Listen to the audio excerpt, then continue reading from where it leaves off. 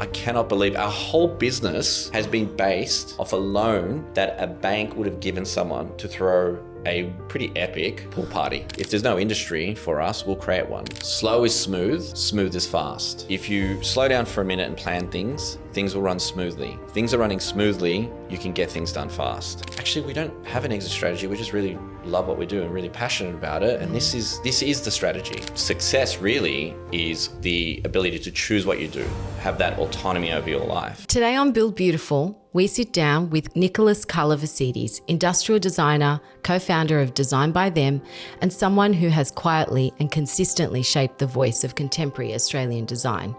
What began as a small idea in a Newtown apartment has grown into a globally recognised studio with a team of 35, and yet the soul of the brand has never felt diluted.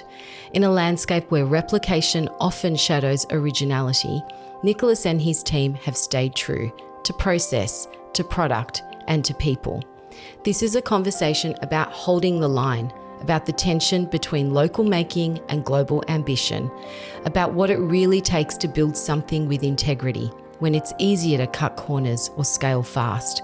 We'll explore the effort behind that authenticity, the dreams that drove it, and the future Nicholas sees for design in Australia and beyond. Welcome to my conversation with Nicholas. Hi. Hi, thanks for having me. Pleasure. I'm so happy to have this conversation, and we've got many topics to unpack today. I'm ready. But we always need to go back to the beginning. Mm-hmm. What sparked this creative journey in your life? Where did it all start? Was it something that you were inspired by when you were very little, or take me back? Much to the dismay of my parents, I actually wanted to be a designer in year 7. Right. So I remember reading an article about the industrial design movement and why it came about. And being, a child of migrants, it really drew me in because it was about the industrial design movement coming in to after the craft movement to basically make everyday objects available to more people, and not just the necessities, but beautiful objects. There was a time when, a beautifully crafted vase or item or kitchenware or anything was out of the reach of common people. And so the industrial design movement came in to make that accessible. And that was something that really I gravitated to. I had this weird obsession with a better future. I always just thought things would always just get better, and being an industrial designer was your ability to shape the future in that way, to make things constantly better, to improve people's lives, whether it's through the objects they interact with all the way to the cars they drive and the planes they fly. So that's where it came about for me. I know Sarah was obsessed with floor plans. I think she was a secret little architect or interior designer. Yeah. And she was surrounded by that, and that's where her journey kind of started as well. Can I take you back for a second? You said that you were interested in things being better, life being better. What do you mean by that? Like what exactly when you're in year 7? Because I'm not sure year 7, kids in year 7 are thinking about life being better. Yeah. So what was happening for you then that you thought, I can imagine this wonderful world, a better world? Yeah, well, I think it's the optimism that comes with migration. I think, you get told the stories of the harder times a lot more. So, you have this kind of reference and you go, wow, my grandparents came here with nothing. And look where we are today. So there's a relativity to it. Yeah, absolutely. So you're a lot more conscious of your position in the world and like how far you've come maybe in like one generation or, And so I think that was always present. I don't know why. I think that time as well, I can't remember exactly what I was reading as a kid, but it was always, I was kind of obsessed with the future. Yeah, it's amazing. Yeah, I don't know. Has that obsession stayed with you, do you think? Yeah, I think so. Guided you? Yeah, it has actually. I think there's always opportunity to make things better. And even in, I think I am a tragic optimist. I think even in difficult times or bad situations, there always is the ability to improve things. And, you know, we've seen that throughout history. You think of some of the worst moments in human history, and then you look 50 years later and where is it today? Yeah. And I think that's always been something that's quite inspiring to me. And I think kind of helps frame or reframe situations for me as well. I love that. Can I ask you back then, what did you think success looked like versus what you think success is now, or what the definition of success looks like for you? I was really fortunate because I had super supportive parents. And for me, success is the ability to choose what you do. Oh, I love that. Like, that was my father. He sat me down and he's like, look, I've given you everything I can. You know, I was a bit of a nerd, so I was kind of a high performer at school. And he was like, you're capable of whatever you want to do. Like, you know, that was a generation when parents sat down and said you could do anything.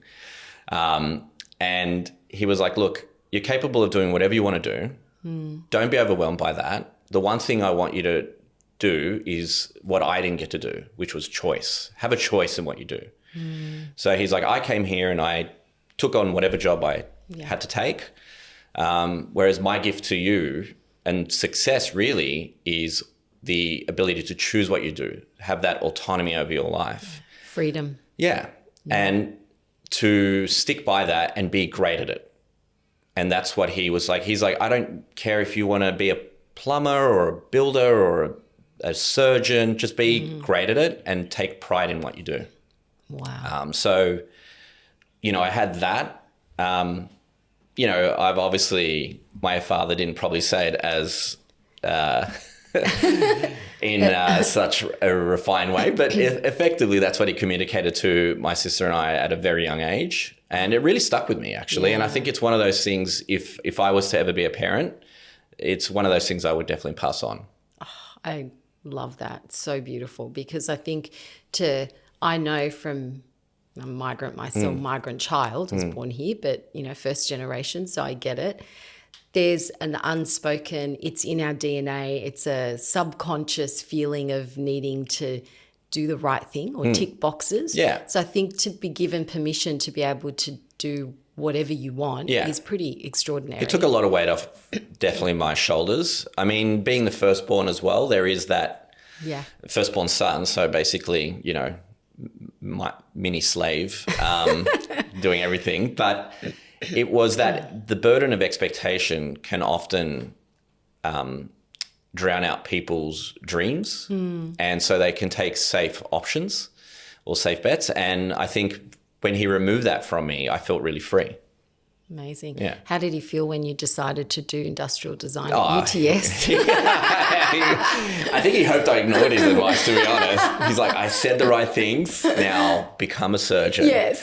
No, they were really supportive. Look, they definitely tried to show me different paths. And I think it's important for parents to be like, look, we know you want to do this and this is your passion, but consider everything. Absolutely. And so he tried to get me to, well, much to his dismay, I managed to pass and get into avionics. And it was, again, something I was definitely interested in, but it wasn't my passion. And, you know, I got accepted into this course. And so can I just clarify, avionics, is that aviation engineering? Yeah, system design for like the plane systems and things like that. And it was like a program that Qantas was running at the time. And it was really interesting because I went in for the interview and they were like, you know, congratulations, you're in, passed the medical. And they're like, you passed the medical flying colours. I was like, yeah, I'm 17. I'm like, you'd hope so, 16, 17. And they're like, you know, how old are you? Like, what got you into this? And I was like, look, I'm still studying. I'm just about to finish year 12. Right. But, you know, I'm thinking of doing this. And it was really great because it showed I had really amazing people in my life, and these are complete strangers. And they said, maybe you should just defer this and see what other options there are for you in life. And so I was like, yeah, I think I will. As in the interviewees they were just like, look, you've got you can always come back and do this. Yeah, right. You're young. And I think that's something that young people sometimes forget you do have time. Yes. Like, you don't have to make your first choice your career. Try things, try things while you're young, while you don't have that burden of, well, less of a burden of life. You can live off the fumes of an oily rag when you're young, which is sometimes the happiest times in your life. Absolutely. No pressure, no responsibility. Yeah, so enjoy it. And so they were kind of like, go out there, you clearly, because they asked me what I was really passionate about. And they said, try that. You'll come back if you want, and you'll pass again. And so that was great advice. Yeah. You didn't go back. No, I didn't go back. Much to the dismay of my father. He's like, huh? And I'm like, nah. He's like, oh my God, I love it. Yeah. They tried. They really did try, but they always supported me. Of course, yeah. Yeah. So what was life like as a young industrial design university student, UTS back in the day? Yeah. What was life like then? Oh, it was amazing. Really? It was amazing. I was like, it wasn't work, and I think that's the thing for me that really, it wasn't like, oh, I've got this assessment, or, oh, I've got to go into uni. It was like, it was just, I was living the dream. Amazing. And also I think we were having a lot of fun. And I think that's also important is, would be something I would say to, and when I taught at university as well, I would say to students, I'm like, you're never going to get this opportunity again. You're in your 20s, hopefully, early 20s or 19 onwards, 18 onwards. And I'm like, you're studying something that you're really passionate about, hopefully, and you get to party and make great friendships. Just live it. Just live this moment. Don't worry too much about the future. We were lucky though, because we didn't have, I guess, as much social, well, I still don't have social, but we didn't have that, that ability to compare ourselves with everyone constantly. And I think there was something really great about that, because you could just be yourself and live your own story without having other people's stories. Or watching other people's stories. Yeah. Whether you're comparing or not, you're still bombarded constantly. Yeah. And I think, because I've got 2 kids at UTS now, and it's very different to when we went to university. Yeah. Like the experience is different, the social aspect is different, Very and different. it's sad. Yeah. It really makes me sad, because uni was some of the best times of my life. Oh, it was amazing. I had hair.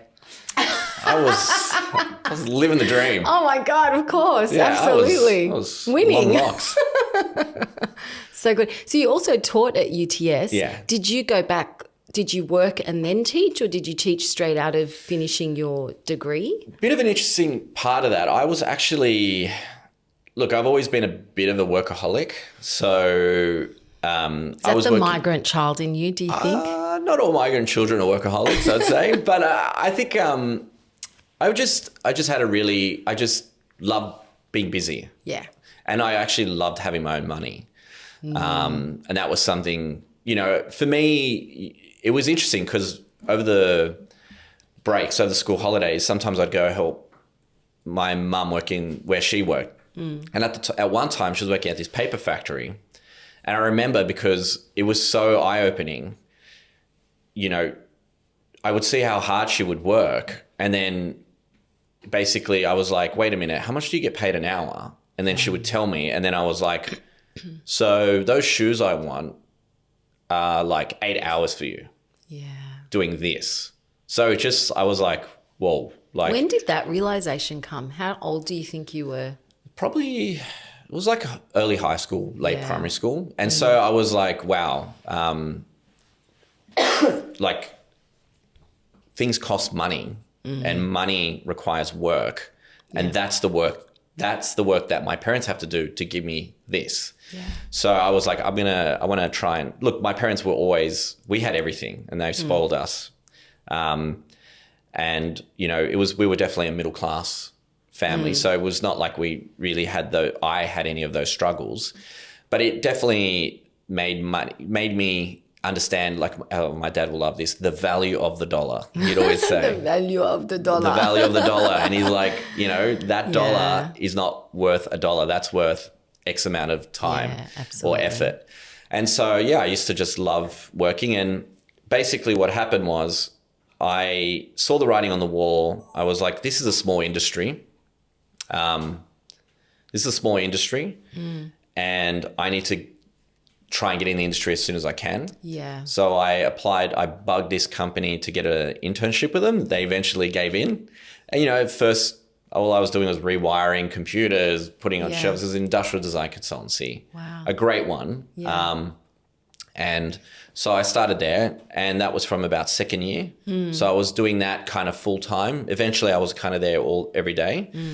And then working and, built myself up to then give me some tasks, and then started doing some work. And under their guidance, I got better and better, which helped my uni work. And so I was working pretty much full time. Wow. And studying by the time I graduated. And then things happened, and the university, I hit a bit of a crossroad. And the university, the head of school basically said to me, look, we know you have ambitions to do more. You've basically have worked for 3 years. We'd like to support you. They created a role for me, essentially. Shout out to Kathy and Douglas, who basically have helped me on this journey.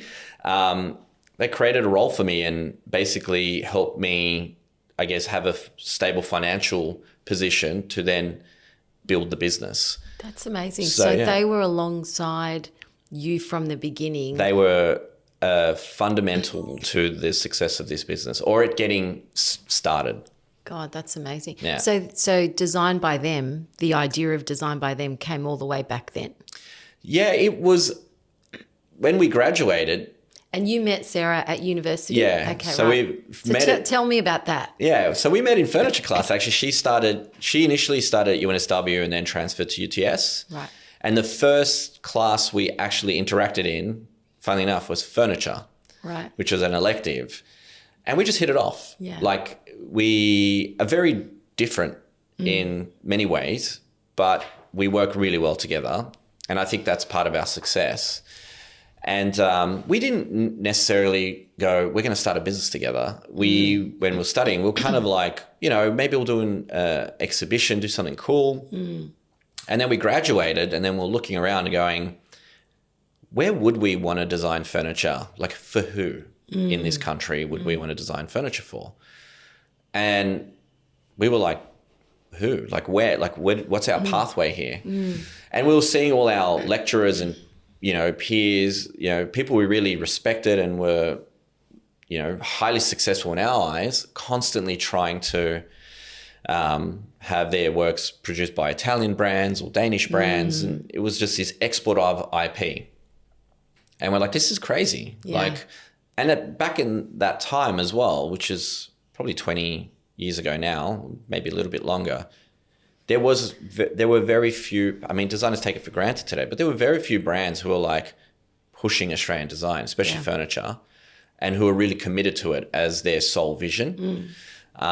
So that was kind of the thing. We kind of got out of there and we're like, well, if there's no industry for us, we'll create one. And so naive, so optimistic. I'd love to pull out our old business plans and see You had a business plan? We did. That's amazing. Yeah, we did. Do you know how many creatives I know that do not have a business plan? Or they have it and they never look at it again? Yeah. I think there's a few things that we've done that I would recommend, and that is bring in people who understand business, because we're designers. Yes, yeah. And so we were very quick to educate ourselves in business. We did some business courses. We had mentors. We hired, business advisors throughout the journey. And what did those different sort of, resources give you in the business? Did they sort of supplement what you don't know, or was it confirming what you do know? Oh, we got educated. We definitely got educated. Yeah. There was just really funny interactions. Like we had this manufacturer, and he sat Sarah and I down. He was probably in his 50s, 60s, kind of semi-retiring. And this is early days of early the days, yeah, early right. days. And he's like, what's the most important thing in business? We sat there and we were like, the dollar, the value of it. Marketing, good product. And he's like, cash flow. He's like, if you don't have cash, can't do anything. Yeah. So, we were just, and then, we had another business advisor who's like, sat us down and she's like, what's your white t-shirt? And we're like, because she had a fashion background. Right. And she's like, what's your white T-shirt? And we're like, what do you mean? And she's like, look at all the fashion brands, every brand that you admire, they all have a white T-shirt. That's the base. Yeah. And they build on that base to allow them to do the really cool things that you love. Yeah. But that cool stuff takes a while to get to. And especially to build a business doing just the cool stuff. Yeah. So she's like, every brand has a white T-shirt. There's something that they do that is repeatable, that gives people an entry into their brand or it's to the them. cash cow products. Yeah. So is Butterstool that for you? Is it your white T-shirt? Butterstool was actually more like the painful concept product because it was very different at the time. We were using post-consumer recycled plastics, or we're using recycled plastics. That was more of a project that was driven out of the idea, because at that time everyone was doing these rotomolded stools and calling them recyclable. And we're like, what a joke. Like, who's going to recycle that? And no one, like we see today, we still haven't solved that problem. And so we were like, we should design something that uses recycled content. Again, nothing interesting today, but back then it was actually, forward. And so that was a passion project. The product that was probably our white T-shirt back then when we first started was all the small accessories we did. One that not many people know about as well or identify us for was this product called the Treeling, which was this highly decorative jewelry stand. Like, if you look at it and look at us today, you would never think we're associated with it. And you still sell it? No. But it was the but at product. the time, wow. Yeah. Okay, that's really super interesting. And so I guess I want to move into manufacturing now, because obviously the business has been around for over 20, 18 years. 18 years, so almost 20 years. Manufacturing in Australia. So we're kind of jumping over a lot, but I want to understand the challenges from your perspective, because you're right, back then